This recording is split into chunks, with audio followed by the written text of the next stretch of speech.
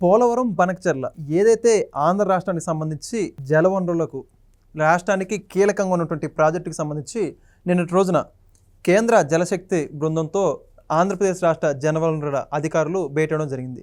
దీనికి సంబంధించినటువంటి డిపిఆర్ను కూడా సాధ్యమైనంత త్వరితగతిన సిద్ధం చేయాలంటూ కేంద్ర ప్రభుత్వం ఆదేశించడం జరిగింది. అయితే ఇప్పుడు కొత్తగా తెర మీదకి తెలంగాణ రాష్ట్రానికి చెందినటువంటి బీఆర్ఎస్ నాయకులు కొంతమంది మాట్లాడుతూ దీని ద్వారా తెలంగాణ నష్టపోతుందని చెప్పేసి మాట్లాడుతున్నారు. పోలవరం, బనకచెర్ల ఆంధ్రాలో కొనసాగేటువంటి యొక్క ప్రాజెక్టుకు సంబంధించి తెలంగాణ ఏ విధంగా నష్టపోతుంది, ఏ అంశాన్ని దృష్టిలో ఉంచుకొని బీఆర్ఎస్ నాయకులు ఈ విధంగా మాట్లాడుతున్నారు, ఇదే అంశానికి సంబంధించి మరిన్ని విషయాలు తెలుసుకుందాం. మనతో ఉన్నారు ప్రముఖ రాజకీయ విశ్లేషకులు రాయేష్ అఫ్సాని గారు. సార్ నమస్కారం అండి. నమస్కారం. పోలవరం, బనకచెర్ల ఆంధ్రప్రదేశ్ రాష్ట్రానికి సంబంధించి చంద్రబాబు నాయుడు గారు గతంలో 2014 నుంచి 19 మధ్యలో కూడా పట్టిసీమ అని చెప్పేసి నదుల అనుసంధానం చాలా కీలకమైన ప్రాజెక్టు. దాని ద్వారా అనేక ఎకరాలు ఈరోజు సస్యశ్యామలంగా మారినటువంటి పరిస్థితి. అదే దాన్ని మామూలుగా ఆదర్శంగా తీసుకొని ఈరోజు కొత్తగా పోలవరం, బనకచెర్ల ప్రాజెక్టుని తీసుకొచ్చారు చంద్రబాబు నాయుడు గారు. దానికి సంబంధించి నిన్న రోజున కేంద్ర ప్రభుత్వంతో కూడా మాట్లాడి ఏ విధంగా ముందుకెళ్లాలో ఆ చర్చలన్నీ కూడా చాలా మంచిగా కొనసాగుతున్నటువంటి పరిస్థితి. అయితే కొత్తగా తెలంగాణ నాయకులు కేవలంగా అందులో కూడా ముఖ్యంగా చెప్పుకోండి బీఆర్ఎస్ నాయకులు మాట్లాడుతూ దీని ద్వారా తెలంగాణ నష్టపోతుందని చెప్పేసి అడ్డగించేటువంటి ప్రయత్నం ఒకటి కొనసాగుతుంది. దీనికి సంబంధించి ఎందుకు అడ్డుపడుతుందంటారు? అంటే రాజకీయంగా ఇది ఏదైనా ముందుకెళ్ళేటువంటి పరిస్థితి అంటారా, లేదా రాష్ట్రానికి సంబంధించిన పరిస్థితి అంటారా? కేసీఆర్ గారు తెలంగాణకు ముఖ్యమంత్రిగా కొనసాగుతున్న సందర్భంలో, జగన్మోహన్ రెడ్డి గారు ఆంధ్రప్రదేశ్ రాష్ట్ర ముఖ్యమంత్రిగా కొనసాగుతున్న సందర్భంలో జగన్మోహన్ రెడ్డి గారిని కేసీఆర్ గారింటికి భోజనానికి ఆహ్వానించారు. ఆ భోజనానికి ఆహ్వానించిన మీదట భోజనం చేసిన తర్వాత భోజనం అయిపోయి కిళ్ళీలు వేసుకొని ఇద్దరు ప్రశాంతంగా కూర్చొని మాట్లాడుకొని ప్రెస్ మీట్లో కొన్ని అద్భుతమైన రసగుళికలు ప్రజలకు వినిపించారు. అసలు బేసిన్ లేవు, ఏం లేవు. ఎక్కడ నీళ్లుంటే అక్కడి నుంచి, ఎక్కడ నీళ్లు లేకుంటే అక్కడికి తరలించుకుందాం, ఇరు రాష్ట్రాలు సమన్వయంతో పనిచేసుకుందాం, అందరం కలిసిమెలిసి బాగుపడదాం అని చెప్పని కేసీఆర్ గారు వరాలు ఇచ్చే దేవుళ్లాగా, జగన్మోహన్ రెడ్డి గారు ఆ వరాలు తీసుకొని పునీతుడైపోయిన భక్తుల్లాగా ప్రెస్ మీట్లు పెట్టారు. పైగా ఆంధ్రప్రదేశ్ రాష్ట్ర అసెంబ్లీలో కూడా పోలవరం నుంచి తెలంగాణ భూభాగంలో గుండా శ్రీశైలం ప్రాజెక్టులోకి నీళ్లు పంపు చేయడం అనే ప్రపోజల్ కేసీఆర్ గారు ప్రస్తావించారు. తెలంగాణ భూభాగంలో గుండా శ్రీశైలం ప్రాజెక్టులోకి నీళ్లు పంపు చేయడానికి అంగీకరించడం అనేది కేసీఆర్ గారి మ్యాగ్నానిమిటీకి నిదర్శనం అని చెప్పని జగన్మోహన్ రెడ్డి గారు వేణోళ్ళ కొనియాడారు. అంటే పోలవరం నుంచి నీళ్లు లేని ప్రాంతానికి తరలించుకోవచ్చు అని చెప్పని ప్రతిపాదన పెట్టిందే కేసీఆర్ గారు. 500 టీఎంసీల వరకు సద్వినియోగం చేసుకోవచ్చు, శ్రీశైలానికి పంపు చేసుకుందాము అని చెప్పని. శ్రీశైలంలో కృష్ణానదిలో నీటి లభ్యత తక్కువగా ఉంటుంది కాబట్టి, గోదావరిలో మిగులు నీటి లభ్యత ఉంటుంది కాబట్టి, సముద్రం పాలు అవుతుంది కాబట్టి ఈ బేసిన్ల మధ్య సమన్వయం సాధిద్దాం, నదీ జలాలు ఒక బేసిన్ నుంచి ఇంకో బేసిన్కి తరలించుకుందాం అని చెప్పనే ప్రస్తావన తెచ్చిందే కేసీఆర్ గారు. ఇవేవి ప్రజల మస్తిష్కాల్లో లేవు కదా అని చెప్పని ఆ రోజు తెలుగుదేశం పార్టీ జగన్మోహన్ రెడ్డి గారి దగ్గర చెప్పింది ఏంటి అంటే, మీరు పోలవరం నుంచి రాయలసీమకు నీళ్లు తరలించడానికి తెలంగాణ ప్రాంతంలో కూడా తరలించాల్సిన నెస్టీ లేదు, ఆంధ్ర ప్రాంతం గుండానే తరలించుకోవచ్చు.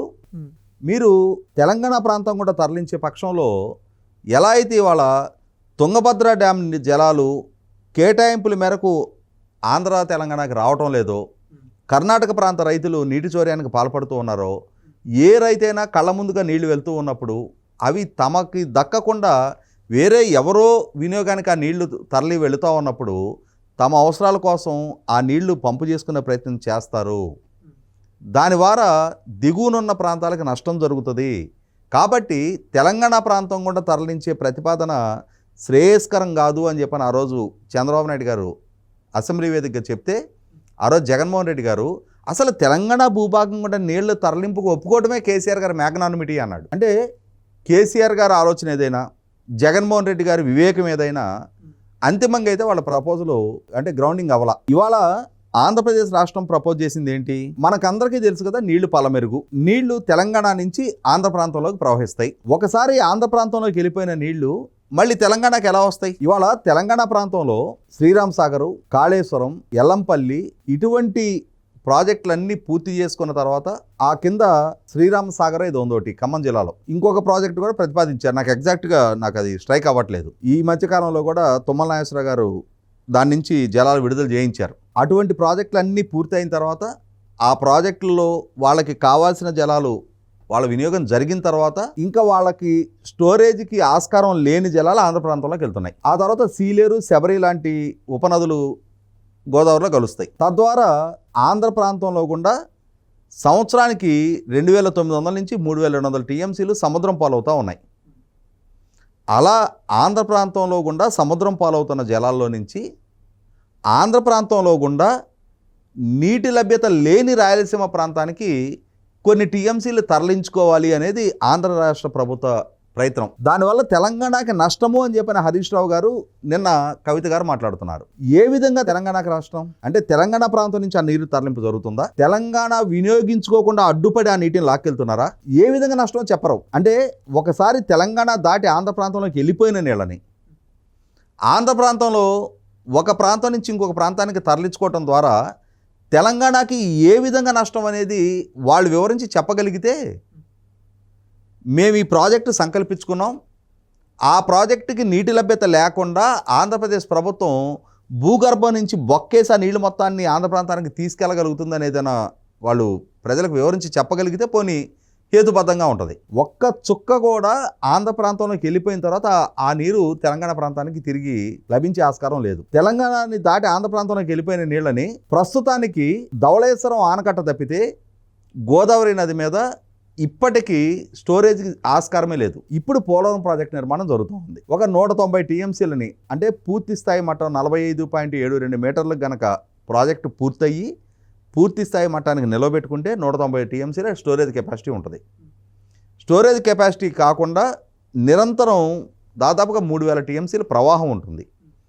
అలా జూలై ఆఖరి నుంచి అక్టోబర్ వరకు ఉండే వరద సమయంలో మిగులుగా సముద్రం పాలవుతున్న జలాలని రోజుకు ఒక 2 టీఎంసీల చొప్పున 100 రోజుల పాటు 200 టీఎంసీలు తరలించాలి అనేది ఆంధ్రప్రదేశ్ ప్రభుత్వం సంకల్పించుకున్న ప్రాజెక్ట్. ఇక్కడ దుర్భిక్ష రాయలసీమ ప్రాంతం సస్యశ్యామలం అవుతుంది అని చెప్పనే జలస్ అనుకోవాలా, లేదు రాజకీయంగా తమకు ప్రతికూల పరిస్థితులు కొనసాగుతూ ఉన్నాయి కాబట్టి తాము నేల విడిచి సాము చేసి టీఆర్ఎస్ నుంచి జాతీయ స్థాయి రాజకీయాల వైపు పెద్ద పెద్ద అంగలేస్తున్నామని చెప్పని బీఆర్ఎస్గా విస్తరించుకొని అటు జాతీయ స్థాయిలో ఇటు రాష్ట్ర స్థాయిలో 2 చోట్ల బొక్కబార్ల పడిన తర్వాత మళ్ళీ తిరిగి తమ రాజకీయ పునరేకీకరణ జరగాలి అని అంటే మళ్ళీ తెలంగాణ ఎమోషను, ఆ తెలంగాణ ఎమోషన్ రగల్చాలి అని అంటే ఆంధ్రప్రదేశ్ రాష్ట్రాన్ని చంద్రబాబుని ఒక బూచిగా చూపాలని చెప్పనే కారణంతో తమ రాజకీయ స్వార్థం కోసం చేస్తున్న స్టేట్మెంట్గా దీన్ని పరిగణించాలా?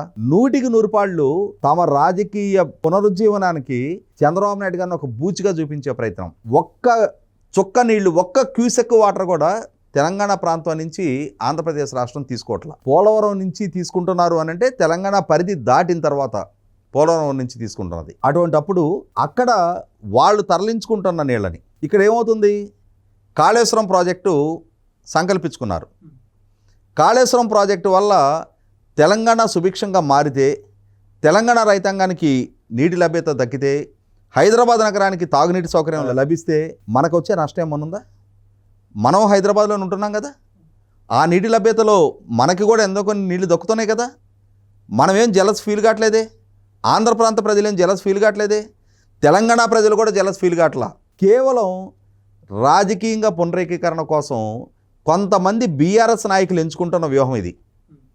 ఇవాళ కోట్ల మంది తెలంగాణ ప్రజలు ఆంధ్ర బాగుపడొద్దని ఏ ఒక్కళ్ళు కోరుకోవట్లా. ప్రాంతాలుగా విడిపోయినా ప్రజలుగా కలిసి ఉండాలి అనుకుంటున్నారు. ఇరువురు కలిసిమెలిసి బాగుపడాలని కోరుకుంటున్నారు. కానీ రాజకీయ సంకుచితత్వంతో కేవలం ఆంధ్ర ప్రాంత ప్రభుత్వం సంకల్పించుకున్న ప్రాజెక్టు మీద అర్థం పర్థం లేని విమర్శలు చేయడం ద్వారా, హేతుబద్ధత లేని విమర్శలు చేయడం ద్వారా, అశాస్త్రీయమైన విమర్శలు చేయడం ద్వారా ఏ నష్టం జరుగుతుందో చెప్పు అని అడిగితే సమాధానం చెప్పలేని నిస్సహాయ స్థితిలో ఉండే బీఆర్ఎస్ నాయకులు ఈ విధంగా వ్యాఖ్యలు చేయడం ద్వారా రాజకీయంగా మీకు లబ్ధి చేకూరకపోగా మీ సంస్కారహీనత్వం ప్రజల ముందు మీకు మీరు బహిర్గతం చేసుకుంటా ఉన్నారు. Thank you. నమస్కారం. Please subscribe to Leo News for more videos.